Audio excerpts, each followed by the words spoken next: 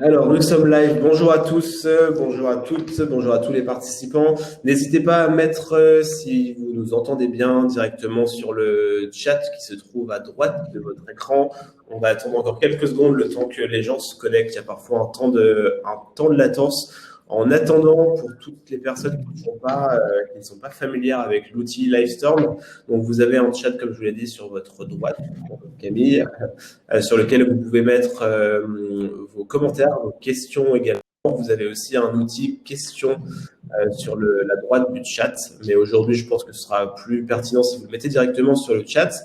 Et vous avez aussi un onglet sondage si pendant la présentation, il y a des sondages qui sont adressés.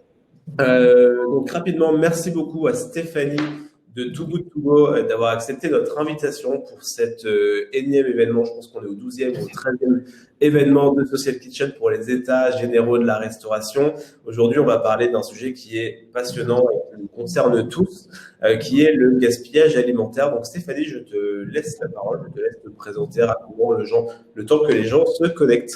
Oui, bonjour à tous. Moi, je suis Stéphanie Moi. Je m'occupe des relations presse chez Too Good To Go, qui est le mouvement leader de lutte contre le gaspillage alimentaire. On existe depuis 4 ans aujourd'hui. On essaie de travailler avec tous les acteurs de la chaîne alimentaire pour réduire le gaspillage alimentaire, qui est absolument, c'est une aberration. Donc, il faut qu'on fasse quelque chose et on va en parler un petit peu plus tard. Trop bien, ça va être aujourd'hui le sujet, donc c'est le gaspillage. Toute la semaine, ça va être l'éco-responsabilité. Donc on aura aussi deux sujets, on en parlera à la fin. Mais donc aujourd'hui, on va parler donc de gaspillage alimentaire. Pour vous donner un petit peu de contexte sur Social Kitchen, sur les états généraux de la restauration, est-ce que Stéphanie, tu peux aller sur le slide d'après, s'il te plaît? Merci beaucoup. Donc c'est un événement qui est organisé par Social Kitchen. Pour ceux qui ne connaissent pas encore, la mission de Social Kitchen, c'est de rapprocher les restaurateurs de leurs clients grâce aux réseaux sociaux. Donc, on travaille uniquement avec des restaurateurs de tout type différents, des groupes, des indépendants. On travaille avec plus d'une centaine de partenaires dans toute la France. On va travailler sur 3 leviers différents. Le premier levier qui va être la production de contenu. Donc, comment est-ce qu'on fait pour générer du contenu de qualité pour votre restaurant. Le second qui va être la gestion de contenu. Donc, comment est-ce qu'on fait pour les envoyer toutes les publications sur Facebook, Instagram, sur la bonne plateforme au bon moment et à la bonne personne. Et enfin, le troisième levier qui va être l'acquisition de clientèle, donc qui va être pour transformer ces photos en clients et en chiffre d'affaires supplémentaire. Aujourd'hui, l'objectif, comme sur tous les états généraux, ce n'est pas de parler de nous, mais bien de parler de notre partenaire et de la mission sur laquelle elle est engagée. Donc aujourd'hui, comme je vous l'ai dit, je laisse la parole à Stéphanie qui va nous parler de Too Good To Go et du gaspillage alimentaire. Merci beaucoup Douglas et encore une fois merci beaucoup pour l'invitation. En effet, moi je suis venue pour vous parler d'un sujet qui me tient à cœur, qui nous tient à cœur chez Too Good To Go. C'est le gaspillage alimentaire qui est vraiment un problème global. Vous le savez peut-être, il y a 1/3 de la nourriture produite dans le monde qui est gaspillée et tout ça, ça a des conséquences. Ça a notamment un impact environnemental puisque le gaspillage alimentaire représente 8% des émissions de CO2. Ça veut dire que si c'était un pays, ce serait le 3e pays plus gros pollueur après la Chine et les États-Unis. Le gaspillage alimentaire, il a aussi un impact social, puisqu'aujourd'hui on est 7 milliards sur la planète et il y a 870 millions de personnes qui sont en insécurité alimentaire. Et enfin, le gaspillage alimentaire a des conséquences économiques. Ça représente à peu près 1200 milliards de dollars au niveau global. Au niveau de la France, les chiffres restent tout à fait conséquents et impressionnants, puisqu'on jette à la poubelle chaque année 10 millions de tonnes de nourriture et le gaspillage alimentaire a un coût estimé à environ 16 milliards d'euros. Et ce gaspillage, il a lieu vraiment tout au long de la chaîne alimentaire. Au niveau de la production, à 32%, donc là, ça va être les aléas climatiques, les intempéries, la météo et les produits non calibrés qui vont être responsables de ce gaspillage. Ensuite, au niveau de la transformation, c'est 21% du gaspillage pour des problèmes de conditionnement, de casse, de rupture de chaîne du froid.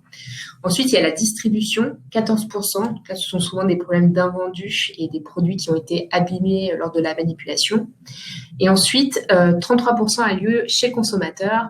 Là, c'est le reste de repas, confusion sur les dates de péremption. Et dans ces 33%, on inclut le gaspillage alimentaire qui est lié à la restauration hors domicile. Donc, tous ces chiffres proviennent d'une étude de l'ADEME qui date de 2016. C'est vraiment l'étude de référence sur le gaspillage alimentaire. Et donc, l'ADEME, dans cette étude, évaluait à 1,33 million de tonnes de produits soit 21 kg par personne et par an, la masse des pertes en gaspillage en restauration collective et commerciale, pour avoir un objet un petit peu global.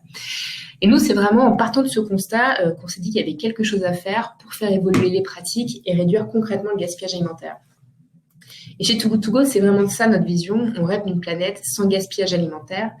Et donc, pour aller dans ce sens, notre mission, c'est d'inspirer et donner les clés à tous pour lutter ensemble contre le gaspillage alimentaire, qu'on soit consommateur ou commerçant ou industriel ou politique. Pour nous, l'idée, c'est tout le monde a un rôle et donc une responsabilité à jouer dans la lutte contre le gaspillage alimentaire. Alors, le premier outil qui a été développé par Too Good To Go, c'est l'application que vous connaissez peut-être. L'idée avec ça, c'était de proposer une solution simple que tout le monde puisse avoir dans sa poche pour réduire le gaspillage alimentaire. Et le principe, pour rappel, c'est de mettre en relation des commerçants de bouche qui ont des invendus et des utilisateurs, des citoyens, des habitants du quartier qui vont pouvoir récupérer ces invendus en fin de journée à petit prix et sous la forme de paniers surprise. Donc, c'est vraiment une solution hyper simple et surtout une solution gagnant-gagnant, puisque les utilisateurs peuvent récupérer des bons produits à petit prix. Les commerçants peuvent, eux, revaloriser leurs invendus en touchant une nouvelle clientèle. Et tout ça, au final, c'est la planète qui est gagnante, puisqu'on réduit le gaspillage et les émissions de CO2. Alors, pour vous donner un petit état des lieux de notre action, en France, Too Good To Go, ça existe depuis 4 ans. On a été téléchargé par 6 millions de Français. On travaille aujourd'hui avec 14 000 commerçants partenaires avec des profils très variés. Ça va aussi bien des petits commerces de proximité comme le boucher, le primeur, le traiteur, que des grosses chaînes de distribution comme Carrefour, Monop, Cora, Naturalia, toutes les gammes un petit peu de distribution et puis d'autres chaînes de restos et de snacks. Et en 4 ans, on a sauvé 15 millions de paniers. Et pour information, aujourd'hui, on est présent dans 14 pays en Europe et on va bientôt se lancer aux États-Unis à la rentrée, en commençant d'abord par New York et Boston, parce que si jamais vous avez été déjà aux États-Unis, vous voyez qu'il y a pas mal de boulot à faire. Sur nos 14 000 partenaires en France, on compte 18% de restaurateurs. On travaille avec des gens travaillant sur des segments différents. Donc la majorité vont être des points de restauration plutôt fast-food, snacking à 49%. On travaille aussi avec des restaurants traditionnels à 22%. Bien ensuite, les sushis, les cafétérias, les buffets et les traiteurs. Donc des profils vraiment très variés. Et pour info, donc ces 2500 restaurateurs, tous les mois, ils sauvent avec l'application 150 000 paniers. Et en moyenne, en revalorisant leurs invendus, ces restaurateurs peuvent gagner un supplément de revenus d'environ 306 € par mois. Alors, concrètement, aujourd'hui, on est venu parler de gaspillage alimentaire et l'idée là, c'est de vous donner des petits conseils pour pouvoir voir comment vous, dans votre commerce, dans votre restaurant, vous allez pouvoir réduire le gaspillage alimentaire. Une des premières choses à prendre en compte, et ça on le sait bien, c'est qu'il est très difficile de prévoir le nombre de couverts et de savoir s'il va y avoir des restes ou non. Alors, la première chose que vous pouvez mettre en place, c'est un système de réservation qui vous permettra justement d'estimer le nombre de couverts que vous allez servir au cours de la journée. Une autre astuce, ça va être aussi de repenser votre carte. Vous pouvez proposer par exemple une carte réduite en privilégiant les produits, les plats qui marchent bien auprès de votre clientèle. Comme ça vous évite d'acheter des aliments en grande quantité et surtout que vous savez que ça va toucher votre cible particulièrement. Vous pouvez aussi penser à faire une carte courte mais à forte rotation. Avoir un plat ou deux qui changent tous les jours sur la semaine. Comme ça vous permet un petit peu de varier les plaisirs quand même pour vos clients et encore une fois, de pouvoir en amont, vous, adapter les portions, les quantités de nourriture qu'il faut commander. Le deuxième point intéressant à voir, c'est d'adapter les portions. Vous pouvez, par exemple, étudier un petit peu le retour d'assiette pour voir ce qu'il reste, savoir donc si les portions sont adaptées à ce que vos clients mangent. Et pour aller dans l'autre sens, vous pouvez directement proposer une offre différente avec des portions, par exemple M, L, XL, en fonction de la faim et de l'appétit de vos clients, avec une offre de prix qui serait équivalente. Et comme ça vous permettrait justement d'avoir moins de restes à la fin. Deuxième point, ça va être de penser aux options anti-gaspi. Alors, un service qui est hyper apprécié par les clients en général, c'est la mise en place de doggy bag et de pouvoir proposer spontanément aux clients d'emporter le reste dans un doggy bag. C'est un vrai avantage concurrentiel. Vous pouvez évidemment revendre vos invendus avec Too Good To Go ou d'autres solutions équivalentes. C'est vrai que par exemple, nous, comme je vous disais, on a 6 millions de Français qui ont téléchargé l'application. Ça permet de faire une belle vitrine aux commerçants et de mettre en avant leur engagement contre le gaspillage alimentaire et donc pour la planète. Encore une fois, c'est un bon canal pour toucher de nouvelles personnes. Pour réduire le gaspillage, on peut également penser aux déchets. Ça, c'est quelque chose dont on ne se rend pas forcément compte, la quantité de ce qu'on jette. Donc, c'est pour ça qu'il est très important d'organiser un vrai tri des déchets. Notamment, un petit peu la base, ça va être d'opter pour une poubelle 100% déchets alimentaires dans votre cuisine, qui va vous permettre de vraiment visualiser, voire de peser vos déchets et pour justement adapter en amont votre manière de préparer. Et ça va ce tri, justement, ça va aussi participer à une espèce d'audit du gaspillage pour savoir si le gaspillage a lieu lors de la préparation des plats ou lors du stockage. Alors, par exemple, s'il a lieu lors de la préparation, pour les déchets comestibles, vous allez pouvoir facilement les recycler. C'est des choses dont on n'est pas forcément au courant, mais tout ce qui est épluchure, par exemple, on va pouvoir les recycler en bouillon, en smoothie, en gâteau. Vous pouvez par exemple les proposer gratuitement à votre clientèle habituelle pour en faire un petit cadeau de fidélisation. Pareil, tout ce qui est pain qui durcit, qui rassit en fait, on peut facilement le transformer en chapelure, en toast, pain perdu. Et tous les légumes, tout ce qui reste, les petits bouts, etc., vous pouvez facilement les mixer pour en faire des mousses, des soupes ou même une tarte. En revanche, pour les déchets non comestibles, là, c'est quelque chose un petit peu plus compliqué. Pour les déchets alimentaires, vous pouvez toujours les composter. Et en fonction de la sensibilité de votre ville aux déchets alimentaires comme ça, vous avez peut-être, par exemple, proposé de lancer un composteur dans votre quartier. C'est des choses qui se font. Alors nous, on est basé à Paris et typiquement dans mon quartier, c'est des choses qui se font où ça a été des initiatives de commerçants comme ça. Nous, en tant que citadins, on ne sait pas où forcément jeter nos déchets. Donc, c'est très sympa quand ce sont des associations ou des commerçants qui prennent le relais, les devants pour nous trouver une solution à ce type de déchets.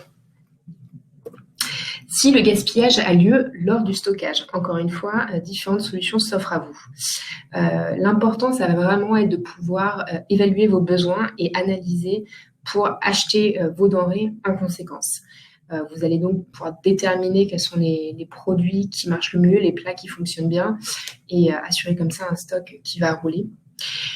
Vous allez ensuite, on préconise de faire des inventaires réguliers de vos placards, de vos frigos pour voir ce qu'il y a et donc d'utiliser la technique qu'on appelle du first in, first out. Donc ça va être les produits qu'on a mis en premier. Et pour penser toujours à les replacer sur le devant et faire en sorte qu'ils soient très visibles et qu'on les utilise en priorité. C'est un petit peu aussi l'idée du bac cuisinez-moi que vous pouvez mettre en place dans votre frigo. En fait, nous, c'est des trucs aussi qu'on fait chez Too Good To Go. On a des bacs dans le frigo avec un petit sticker cuisinez-moi ou mangez-moi dans lequel on va mettre tous les produits à date courte. Et comme ça, on sait qu'il faut les utiliser ou les cuisiner en priorité. Ça évite de les retrouver complètement oubliés au fond du frigo. Enfin, on préconise d'utiliser des tupperwares transparents, tout simplement, puisqu'en ayant comme ça de pouvoir visualiser les produits que vous avez, ça va vous permettre de savoir tout de suite ce qu'il vous reste et comment les utiliser. Pour aller plus loin, donc là on sort un petit peu du gaspillage alimentaire, c'est toujours intéressant de réduire les emballages. Nous, c'est quelque chose qu'on essaie de faire chez Too Good To Go, globalement d'inciter tous nos publics à vraiment réduire leur empreinte écologique. Donc par exemple, nos commerçants partenaires, il y en a 37% qui obligent les utilisateurs à venir avec leur propre contenant. Et donc, si c'est marqué sur la petite fiche descriptive qui assure l'application, et si les utilisateurs viennent sans leur contenant, le restaurateur pourra leur facturer un petit supplément à 30 ou 50 centimes. Et il y a 52% de nos commerçants qui recommandent de venir avec directement son propre contenant. Donc, globalement, nous, sur nos 2500 partenaires, on a beaucoup de... Tout le monde est globalement satisfait. Et nos restaurateurs partenaires apprécient une application qui soit simple et efficace. Ça rassure sur le fait, ça rassure le client sur le fait que le commerçant pense au gaspillage alimentaire. Et globalement, tout le monde est content, le commerçant, le client, Too Good To Go et la planète. Et quelque chose à garder en tête aussi, c'est que Too Good To Go, avec Too Good To Go, vous allez pouvoir valoriser votre engagement pour la planète et contre le gaspillage alimentaire. Là, ce sont des exemples de communication qu'on fournit à nos partenaires, que ce soit en magasin ou au digital, pour célébrer le premier panier Too Good To Go sauvé, ou le 10 millième, ou le millionième panier sauvé. On propose également plein de contenus adaptés et personnalisés à poster sur les réseaux sociaux ou en magasin, typiquement les astuces pour utiliser les bananes abîmées. Et à côté de ça, on a tout un kit de communication avec des petits stickers, des petits posts, plein de choses à faire sur des opérations spéciales aussi, comme la journée du 16 octobre, qui est la journée de lutte contre le gaspillage alimentaire, ou encore la journée de l'environnement qui a eu lieu cette année début juin. Voilà. Est-ce que vous avez des questions ? Alors, nous, on avait reçu quelques questions. Déjà, merci beaucoup, Stéphanie, pour ton intervention. Déjà, nous, de notre côté, on a appris pas mal de choses et on pourra le demander auprès de nos partenaires et de nos ambassadeurs restaurateurs. Je pense que c'est non seulement dans l'air du temps et en plus de ça, c'est extrêmement important. Nous, on a beaucoup de partenaires, justement, qui cherchent à mettre des actions en place. Il y a des labels qui existent, mais concrètement, qu'est-ce qu'on fait? C'est ça la vraie question et je pense que tu y as répondu. Donc, merci beaucoup. Nous, on avait reçu quelques questions en amont sur nos réseaux sociaux, sur notre compte Instagram et sur notre compte LinkedIn. La première étant la question des critères. Est-ce qu'il y a des critères pour rentrer dans la communauté Too Good To Go en tant que restaurateur ? Il n'y a pas vraiment de critères pour entrer dans la communauté Too Good To Go. L'idée, c'est vraiment, quand les commerçants nous contactent, de pouvoir évaluer avec eux les pertes qu'ils ont. Parce que c'est vrai qu'en tant que consommateur, on n'est pas forcément au courant que quasiment tous les commerces de bouche ont des problèmes de gaspillage pour des questions de fraîcheur ou de date de péremption. Donc, la première étape, ça va vraiment être d'identifier ensemble, d'analyser les pertes par semaine, par exemple, pour voir combien de paniers on va pouvoir mettre en place et actionner différents leviers pour aller plus loin.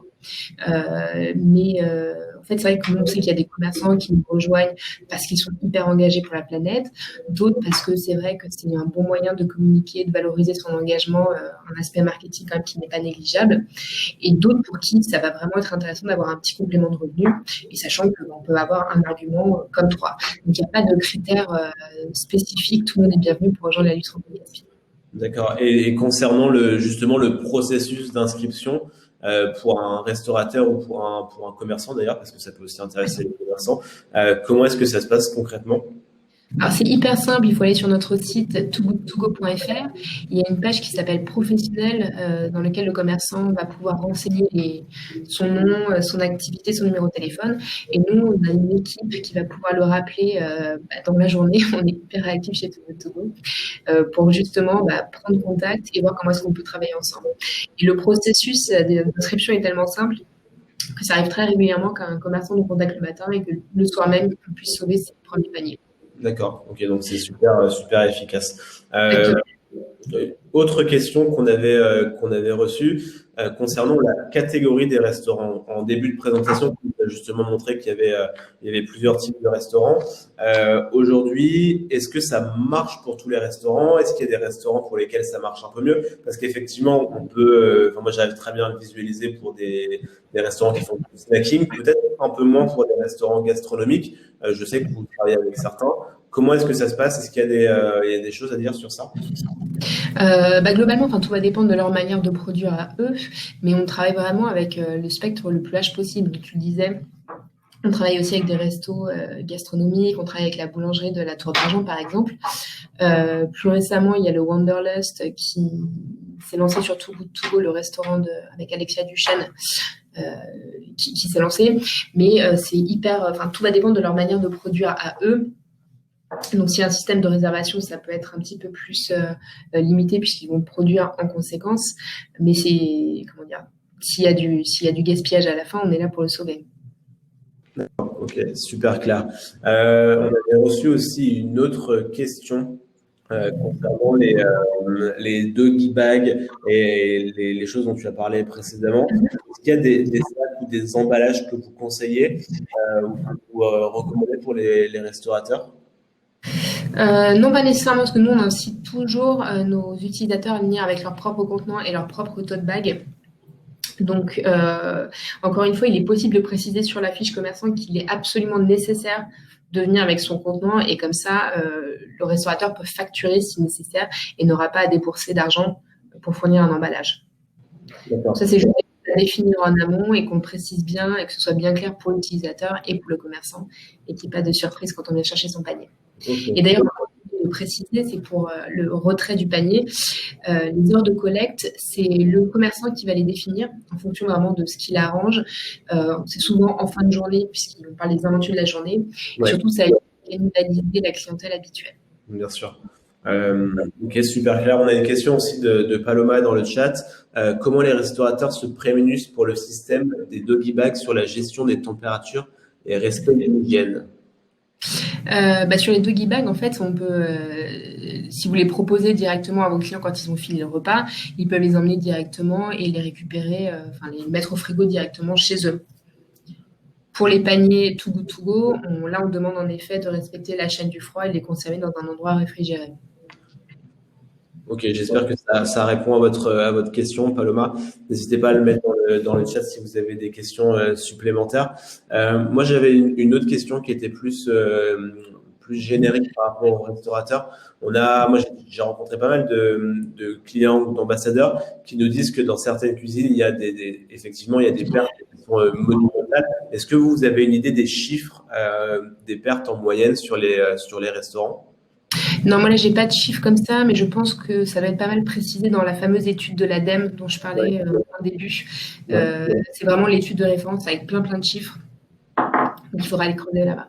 D'accord, ok, bon, on mettra tout ça en lien. On avait une dernière question, nous, de notre côté, qui avait été posée par un client. Et après, on a une question aussi de Paloma que je prendrai juste après. Est-ce que vous connaissez des associations pour récupérer les déchets? Association pour récupérer les déchets, non, en tant que tel. C'est vrai que nous, on travaille aussi avec des associations pour récupérer des invendus. Ouais. Mais pas pour les déchets purs. Après, il y a aussi beaucoup d'associations. Donc là, j'imagine que c'est des assos pour permettre à des personnes démunies de manger. Il y a beaucoup d'associations qui organisent des événements avec des restaurants directement et qui cherchent des partenaires pour organiser ponctuellement des événements. Je pense notamment à l'association Le Carillon qui organise régulièrement une soupe impopulaire en partenariat avec les restaurateurs. Justement, les bénéficiaires, les bénévoles et les restaurateurs peuvent travailler ensemble et revaloriser tous les produits. Super. Ok, ça marche. On mettra le lien du carillon dans le chat.